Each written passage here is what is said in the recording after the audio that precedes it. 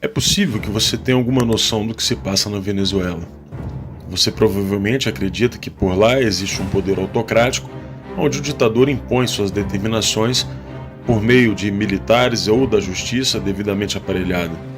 Mas não é bem assim. E o que você vai ver agora mudará sua forma de enxergar as coisas. E se você assistir até o fim, provavelmente perceberá que um sistema muito semelhante começa a se instalar no Brasil. Na Venezuela, alguns grupos operam como proprietários de suas áreas. São os coletivos. A primeira função do coletivo é defender a Revolução Bolivariana, e para isso eles dispõem de todo tipo de armamento e equipamento necessário para atacar qualquer um que se opõe ao modelo, ou seja, para atacar os reacionários. Esses grupos impõem uma espécie de disciplina dentro de seus territórios. Eles têm um código de honra próprio. Muitos até se gabam de manter dentro de suas áreas um índice de criminalidade abaixo da média nacional, que por sinal são os piores do mundo, com 70 homicídios a cada 100 mil habitantes. Existem centenas de coletivos, todos eles armados, com rifles portáteis, granadas, e 2 deles, os Carapaicos e Tupamaros, receberam treinamento militar dos guerrilheiros das Farc colombiana. Além disso, eles têm relações estreitas com outras gangues paramilitares, como os Los Rastrojos, também da Colômbia, que lhes fornecem armas. Esse grupo colombiano vive em conflito com o Exército de Libertação Nacional da Colômbia, que já se faz presente em 10 estados venezuelanos. O conflito entre essas organizações é uma constante, a disputa por territórios, muito parecido com o que acontece no Brasil. O governo venezuelano sustenta esses grupos por meio de planos sociais, concede recursos para seus projetos culturais e são eles que cuidam da distribuição de alimentos, entre outras benesses, naquele ambiente de fome e miséria. Enquanto mantém a sua fachada social, esses grupos atuam no tráfico de drogas, roubo de automóveis e outras ações características do crime organizado. Quem começou tudo isso foi Hugo Chávez, que financiou e permitiu que esses grupos crescessem nos bairros pobres do país. Nicolás Maduro herdou esse sistema, e os grupos que não estão sob seu controle estão sob o controle de 2 figuras sombrias do regime: Diosdado Cabello, acusado de ser um barão do narcotráfico da América Latina, e Fred Bernal, atual chefe nacional dos comitês locais de abastecimento e produção. Desde 2014, esses grupos mantêm uma função de reprimir as mobilizações lado a lado com a polícia militar do chavismo. O número de assassinatos praticados por esses grupos é incalculável. Em entrevista ao New York Times, o criminologista Fermín Marmol Garcia disse que, se a revolução perder a presidência amanhã, os coletivos se tornarão imediatamente uma guerrilha urbana, ou seja, não tem retorno. Os coletivos mais conhecidos são o Movimento Revolucionário de Libertação Carapaica, que usam vestimentas militares e escondem o rosto, e o seu líder é o comandante Murat. Suas armas incluem M4, rifles FAL, e são considerados um dos 2 grupos mais perigosos. O segundo grupo mais perigoso é o La Pedrita, que nasceu em 1985 por Carlos Ramírez Valentim. São responsáveis por inúmeros homicídios.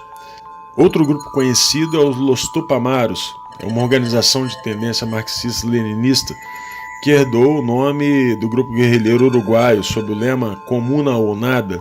Esse grupo é apontado como o principal repressor dos protestos de oposição ao regime de Maduro. Existe a Coordenadoria Simón Bolívar, que atua em Caracas e se autoproclama um dos coletivos fundadores do regime. O coletivo Alexis Vive é conhecido por suas ações armadas e recentemente atacou as instalações do maior sindicato empresarial do país. O último grupo é o Grande Polo Patriótico, criado em 2011 e formado por 28 conselhos setoriais, que possui 10.810 mini-coletivos. Como você pode perceber, o sistema de dominação do povo venezuelano não pode ser revertido por um sistema eleitoral simples ou pela queda de Maduro. A melhor definição do que aconteceu por lá foi feita por Lech Walesa. Segundo Walesa, fazer o socialismo é fácil. É como fazer uma sopa de peixe de um aquário. Basta aquecer a água, não precisa nem temperar, as plantas já estão lá dentro. Fazer o contrário, criar uma sociedade livre a partir do comunismo, é como fazer o aquário utilizando uma sopa de peixe. Isso é complicado.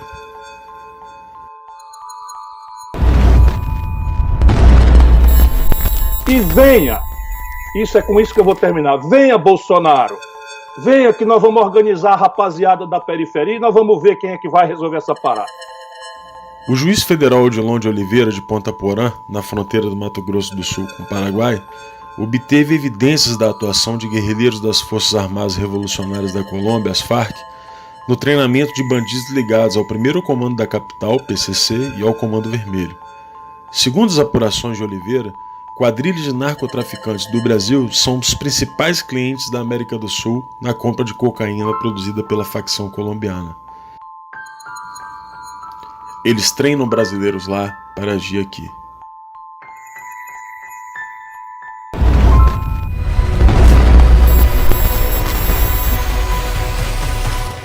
A revolução do lumpenproletariado já está em andamento no Brasil.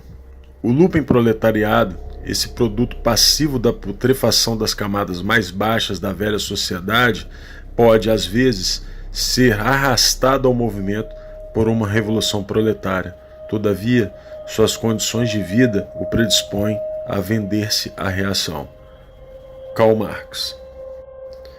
Você consegue se lembrar do Brasil antes de 2002? Pois é, não existiam cracolândias por aqui. A partir da vitória de Lula, a droga derivada da cocaína tomou conta do país, escravizando um número imensurável de brasileiros. Tais indivíduos são capazes de lutar com maior coragem, mas são propensos a ações destrutivas. Conduzidos de maneira correta, podem converter-se numa força revolucionária. Mao Tse-tung, em Análise das Classes e Sociedade Chinesa. Frantz Fanon é um teórico marxista muito conhecido entre as esquerdas. Seguidor do maoísmo, é proponente de uma revolução mundial, razão pela qual ações muito semelhantes acontecem em todos os lugares onde o comunismo possui seus tentáculos. É dentro dessa massa da humanidade, esse povo das favelas, do núcleo do lumpesinato, que a rebelião vai encontrar o seu ponta de lança urbano. Venha Bolsonaro, venha que nós vamos organizar a rapaziada da periferia e nós vamos ver quem é que vai resolver essa parada. Este lumpenproletariado é como uma horda de ratos. Você pode chutá-los e jogar pedras neles, mas, apesar de seus esforços, vão continuar roendo as raízes da árvore. O lumpenproletariado, uma vez que é constituído, traz todas as suas forças para pôr em risco a segurança da cidade. E é o sinal da decadência irrevogável, a gangrena sempre presente do coração do sistema colonial.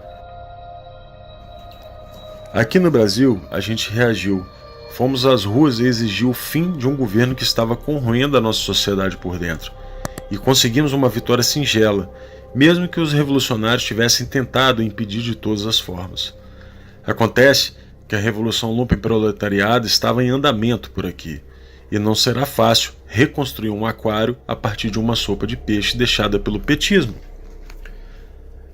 Você então se pergunta como podem haver banqueiros, artistas, intelectuais e membros da elite que não conseguem perceber esse tipo de situação e ainda assinam manifestos junto com Ciro Gomes, que, como já vimos, tem exata noção do que está acontecendo. E para isso, Karl Marx também tem uma explicação. A aristocracia financeira, tanto no modo de obter seus ganhos quanto no modo de desfrutar deles, nada mais é que o renascimento do lumpenproletariado nas camadas mais altas da sociedade burguesa. O lumpenproletariado não está limitado aos drogados, bandidos, famigerados da classe marginalizada. Estão nos poderes, nas corporações, na mídia e no judiciário. Veja que até as opiniões de alguns jornalistas conhecidos têm mudado, e isso acontece de acordo com a mudança de quem banca os seus contra-cheques. São as pércoras do jornalismo, ou os degenerados da informação. No judiciário, do mesmo modo, um número cada vez maior de criminosos é colocado nas ruas. Parte deles para alimentar a massa revolucionária, e outros vinculados justamente aos grupos que tratamos há pouco. Tudo isso é feito às claras, não existe segredo. Preciso que a gente denuncie isto. Que a gente anteveja esse tipo de manobra. Porque não se pode fazer isso com o Supremo Tribunal Federal. Agora eu vou dar uma desperto e vou conseguir a decisão do aborto. De preferência, na turma com 3 ministros. Aí a gente faz um 2-1. E deixa de fora desse seu mau sentimento. Você é uma pessoa horrível. Uma mistura do mal com atraso e pitadas de psicopatia. Isso não tem nada a ver com o que está sendo julgado.